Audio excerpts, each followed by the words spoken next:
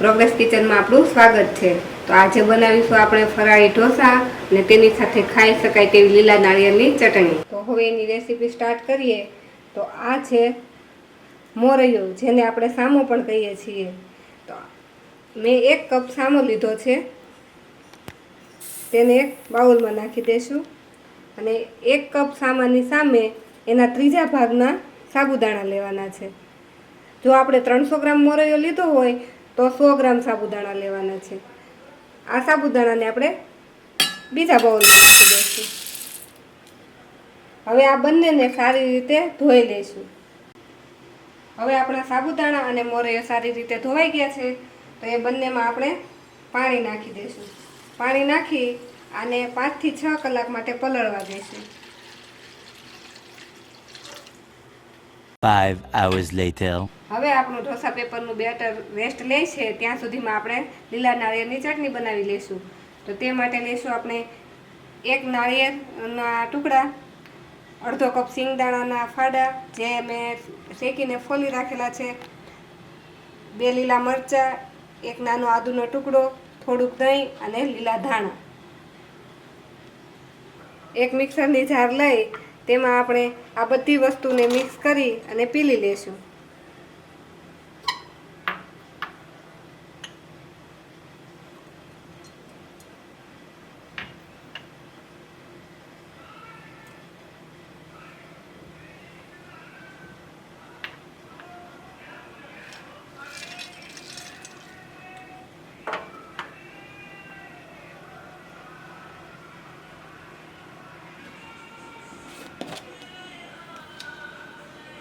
સ્વાદ પ્રમાણે નાખીશું મીઠું।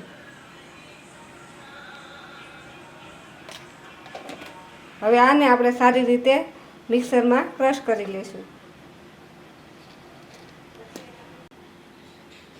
આપણી ચટણી હવે પીલાઈને રેડી થઈ ગઈ છે। હવે આ ચટણીમાં આપણે 2 ચમચી દહીં નાખીશું, કેમ કે આ ચટણી બહુ જાડી લાગે છે। અને ફરીથી આને પીસી લઈશું। હવે આપણી ચટણી પીલાઈને રેડી થઈ ગઈ છે। જો આને તમારે વધારે પાતળી કરવી હોય તો થોડું પાણી પણ નાખી શકો। અને હવે આપણે આ ચટણીનો વઘાર કરી લઈશું। હવે આ ચટણીને આપણે એક બાઉલમાં કાઢી લઈશું।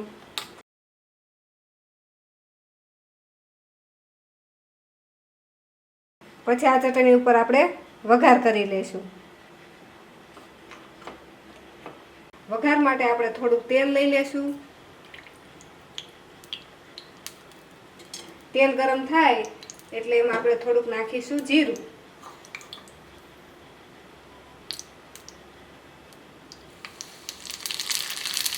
અને 1 સૂકું મરચું, થોડા લીમડાના પાન। હવે આ વઘારને આપણે ચટણી પર રેડી દઈશું। તો હવે આપણી ચટણી રેડી છે। તો આપણો મોરૈયો અને સાબુદાણા સારી રીતે પલળી ગયા છે। સાબુદાણાને આ રીતે દબાવીએ તો એકદમ સારી રીતે મેશ થઈ જાય છે। હવે આને આપણે પાણી કાઢી અને મિક્સરમાં પીલી લઈશું। એક મિક્સર બાઉલ લઈ તેમાં આપણે મોરૈયો અને સાબુદાણાને નાખી દઈશું। આ મિશ્રણને પીલતી વખતે તેમાં પાણી નથી નાખવાનું, વધારાનું પાણી આપણે આમાં એડ નહીં કરીએ, કેમ કે વધારાનું પાણી એડ કરશું તો આપણું મિશ્રણ પતલું થઈ જશે, તો પેપર બરાબર નહીં થાય। આપણું મિશ્રણ એકદમ પરફેક્ટ પીસાઈ ગયું છે। હવે આપણે એમાં 1 વાટકી દહીં નાખી ફરીથી જરાક પીસી લઈશું। તો આપણું મિશ્રણ બનીને રેડી થઈ ગયું છે। તો આપણે આવું મિશ્રણ બનાવવાનું છે। આ મિશ્રણમાં સહેજે કણી ન રહેવી જોઈએ, એ પીલાતા એકદમ સ્મૂથ લીસું થઈ જવું જોઈએ। હવે આને આપણે એક બાઉલમાં કાઢી લઈશું।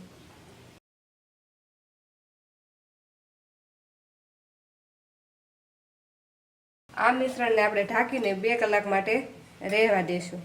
ઢોસાનો મસાલો બનાવવા માટે મેં લઈ લીધા છે અહીંયા બાફેલા બટેકા, ટામેટાં, લીલા મરચાં, આદુ મરચાંની પેસ્ટ, લીંબુ, લીમડો અને 2 લાલ સૂકા મરચાં।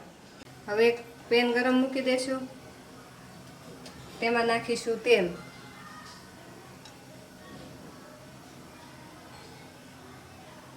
આપણું તેલ ગરમ થઈ ગયું છે તો એમાં નાખીશું આપણે જીરું,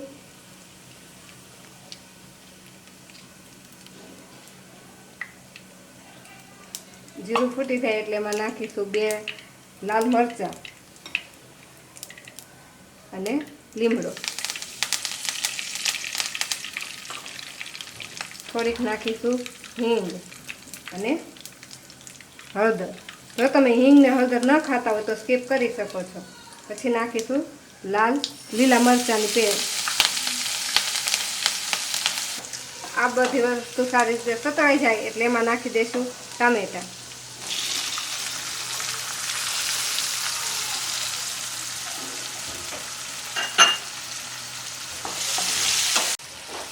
હવે આપણા ટામેટાં ચડીને સોફ્ટ થઈ ગયા છે તો હવે આપણે આમાં નાખી દઈશું બીજા મસાલા. હવે આમાં આપણે સ્વાદ પ્રમાણે મીઠું નાખી દઈશું,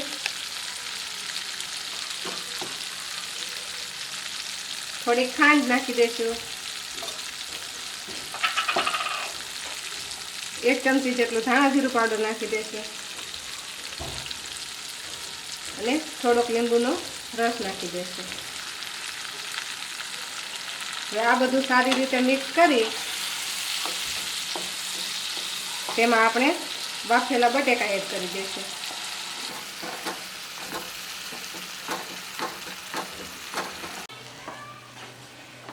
હવે આપણો મસાલો બનીને રેડી છે તો હવે આપણે એની પર નાખી દઈશું લીલા ધાણા. આપણો મસાલો બનીને રેડી છે તો હવે આપણું બેટર આપણે ચેક કરી લઈશું. તો તમે જોઈ શકો છો કે આપણું બેટર રેડી છે. તો હવે આ બેટરમાં આપણે નાખીશું મીઠું,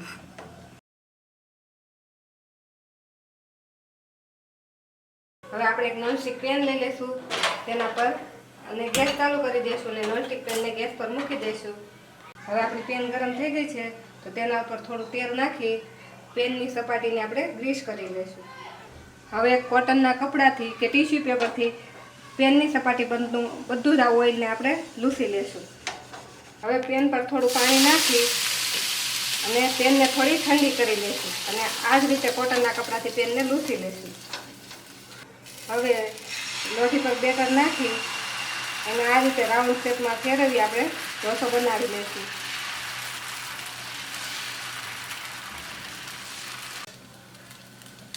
હવે તેની કિનારી પર આપણે થોડું થોડું તેલ નાખી દઈશું. હવે આપણો ઢોસો કૂક થાય ત્યાં સુધીમાં આપણે તેની પર મસાલો પાથરી દઈશું.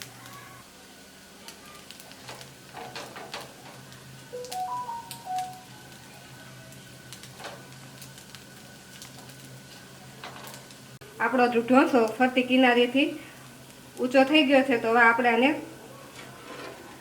આ રીતે વાળી દઈશું. બંને સાઈડથી ફોલ્ડ કરી ને આ રીતે વાળી દઈશું. તો તૈયાર છે આપણો ફરાળી મસાલા ઢોસો. તો એને આપણે એક પ્લેટમાં લઈ લઈશું. તો તૈયાર છે આપણો ફરાળી મસાલા ઢોસો.